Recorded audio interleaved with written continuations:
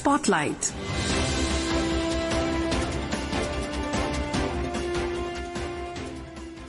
This is Akashvani. In the program Spotlight, now we bring you a discussion on Union Cabinet decisions. The participants are Aditi Tandon, political analyst, and Rajesh Lake, anchor.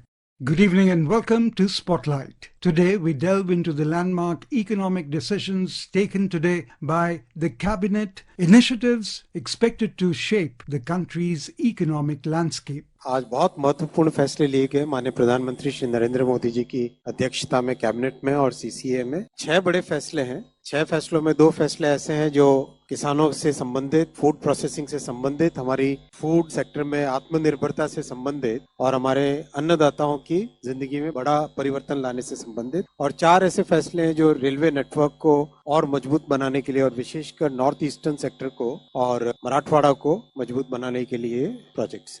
We are joined in the studio by Aditi Tandon, political analyst, who will help us unpack the breadth, goals and likely impact of these major policy moves. Welcome to Akashvani, Aditi. Thank you.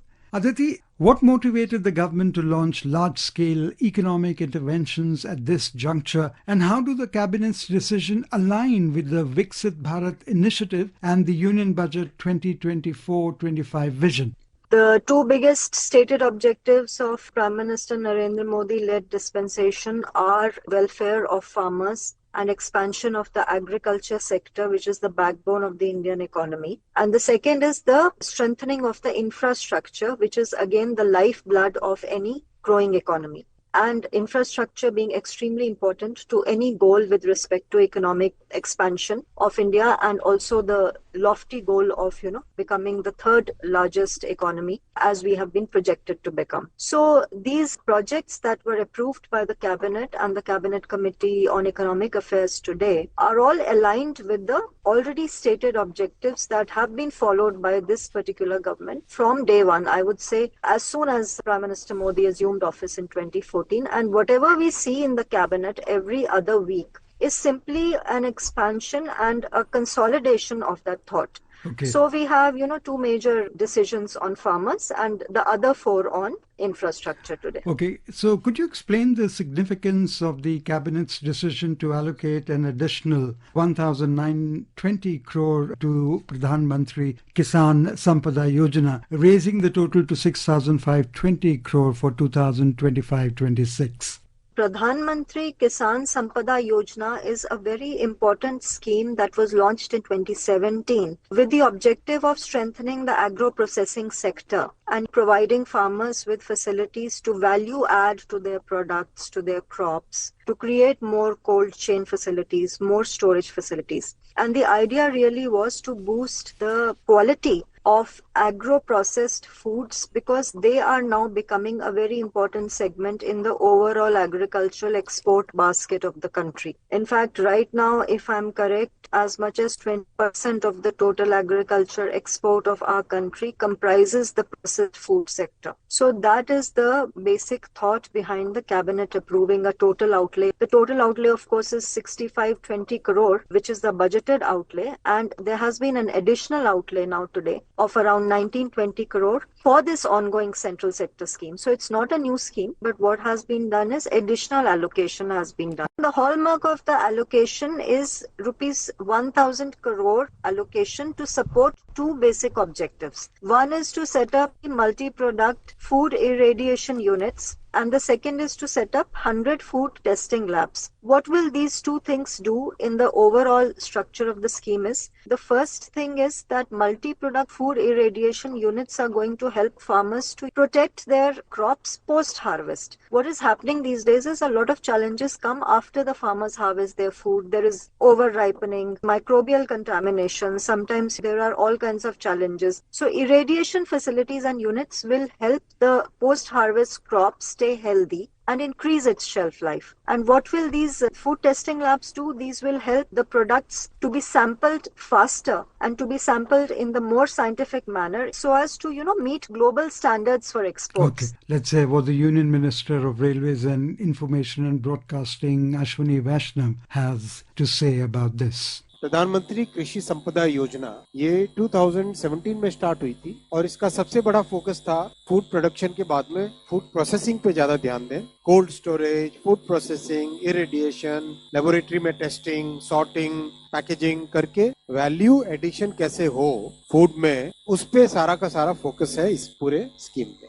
Aditi, coming to National Cooperative Development Corporation, NCDC, the Cabinet approved a grant and aid of 2,000 crore for NCDC over 4 years, aiming to mobilize an additional 20,000 crore for lending. What is the intended impact of this funding on India's cooperative sector? Cooperative sector, Rajesh, is a very vibrant sector and it is a very important sector for our rural economy. As we all know that cooperatives play an immensely significant role in socio-economic upliftment issues, in infrastructure development and overall job creation in the rural sector. And this is also the segment where maximum rural women are employed. So that is the background of strengthening this sector. Last week, Union Cooperation Minister, Mr. Amit Shah, launched the National Cooperation Policy. So in that backdrop, this scheme becomes very important because what it does is it strengthens the NCDC to improve its lending capacity to a lot of people who are involved in this cooperative sector. The government is estimating that around 2.9 crore members of around 13,200 cooperative societies, across segments, for instance, dairy, you have livestock, fisheries, you also have storage and cold storage. All these sectors will be covered and this is the intended beneficiary class. When you infuse more capital into NCDC, you increase its capacity to raise monies from the market and that money then goes into the hands of the members of cooperative societies and starts expanding the rural economy through cooperative sector. The minister had this to say about NCDC. आप सब जानते हैं कि NCDC, national cooperative development corporation, देश के cooperative sector में बहुत महत्वपूर्ण संस्थान है और पिछले कुछ वर्षों में कोऑपरेटिव सेक्टर में एक के बाद एक रिफॉर्म्स आते जा रहे हैं और आज जो बड़ा फैसला लिया गया, इस फैसले का महत्व आप समझिए। NCDC कोऑपरेटिव सोसाइटीज को लोन देती है। आज उसका कैपिटल 2000 करोड़ रुपए से बढ़ाया गया ग्रांट इन एड के माध्यम से। ये जो लोन्स जाते हैं करीब 8.25 लाख कोऑपरेटिव्स को जाते हैं। 29 करोड़ मेंबर्स हैं जिनके और 94% फार्मर्स हैं उसके साथ जुड़े हुए। हर तरीके से उस लोन का एक उपयोग बहुत एक पॉजिटिव तरीके से होता है। So, Aditi, as you also mentioned, the Cabinet has approved grant and aid of 2,000. Given that 94% of NCDC's 29 crore members are farmers and the organization boasts about 99.8% loan recovery rate. So what lessons can broader financial institutions draw from the NCDC's model? Rajesh, what this loan recovery rate of 99.8% shows is that our people and members involved in the cooperative sector are repaying loans so quickly and efficiently. So it speaks more about the beneficiaries of this particular development corporation than the corporation itself, because it shows that when you put money into the hands of rural enterprise, into the hands of rural cooperative members, they not only create more wealth, they also reinvest in the system, they repay loans, which is why the recovery of loan and the rate of recovery of loan by the corporation is as high as almost 100%, as you yourself said. And this is the reason that in the last 5 years, NCDC has been increasing its disbursement. Yeah. Disbursement has gone up almost 4 times, and in 2024-25, it was 95,000 crore. Okay, so based on Rajesh? what you just mentioned, how will this grant affect credit availability and terms for cooperatives in remote or underserved regions? See, most of these cooperative societies are located in rural and in semi-urban areas, as we know. And mostly the sectors that are covered are dairy, poultry, livestock. A lot of new cooperatives are coming up now in fisheries. Then you have sugar, textile, food. Banking already is there. Banking is traditionally the cooperative, the big cooperative movement, banking movement. Then you have cold storage facilities. So you see, the point that we are trying to make is that through this increased liquidity into the hands of members of cooperative societies, you are going to expand the rural economy further. More than 13,000 cooperative societies will benefit from this particular announcement today of the Union Cabinet, and nearly 3 crore members. So you can imagine the scale. Yeah. Rajesh? Aditi, my next question pertains to the 4 rail multi-tracking projects. And before I ask you the question, let's hear what the minister had to say about it. Itarsi से Nagpur 4th line बनाने का आज माननीय प्रधानमंत्री जी ने approval दिया है। ये बहुत ही इम्पोर्टेंट प्रोजेक्ट है।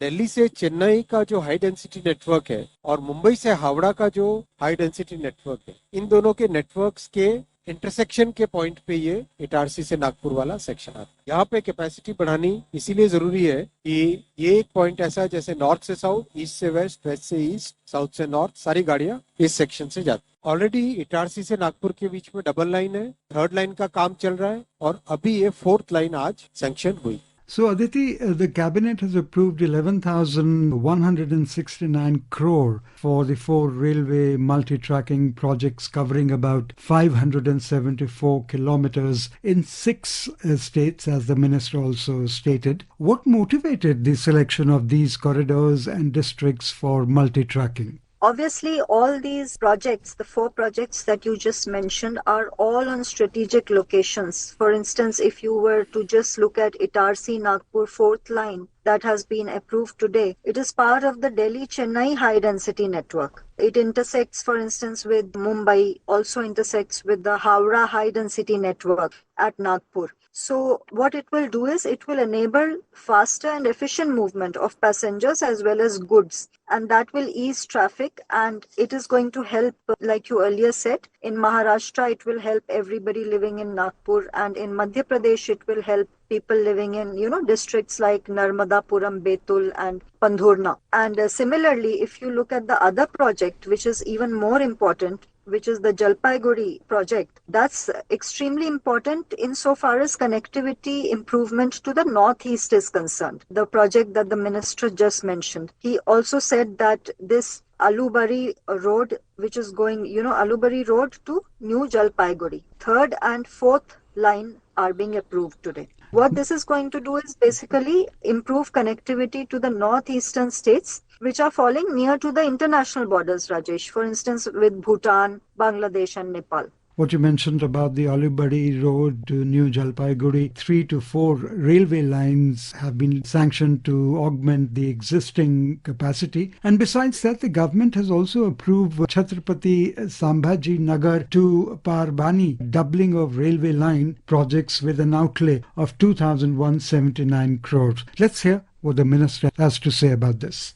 मराठवाड़ा की कनेक्टिविटी का बहुत इंपॉर्टेंट पॉइंट है ये। छत्रपति संभाजी नगर से लेके परभनी तक का 177 किलोमीटर की सिंगल लाइन है, उसकी डबलिंग का प्रपोजल आज अप्रूव हुआ है 2,179 करोड़ रुपीस के लिए। So Aditi, what are the anticipated environmental and land acquisition challenges for these projects? How will the government mitigate them? Most of these projects, when the Minister of Railways was asked today whether, there are land acquisition challenges, he said that most of them are actually clear because they are in expansion of already existing and aligned projects. So there will be no wastage of time on that count. And most of the project will take around 3 to 5 years to complete, which is the normal gestation period for any railway project. These 4 projects approved today will improve connectivity to as many as 2,000 villages with a population of nearly 43 lakhs. So that is the broad outcome that is going to be of these particular projects. And Aditi, on that note, we would like to thank you for being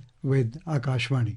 Thank you so much. You were listening to a discussion on Union Cabinet decisions. The participants were Aditi Tandon, political analyst, and Rajesh Lake, anchor. This program was produced and presented by the News Services Division of Akashvani. You can listen to it on our mobile app, News on AIR.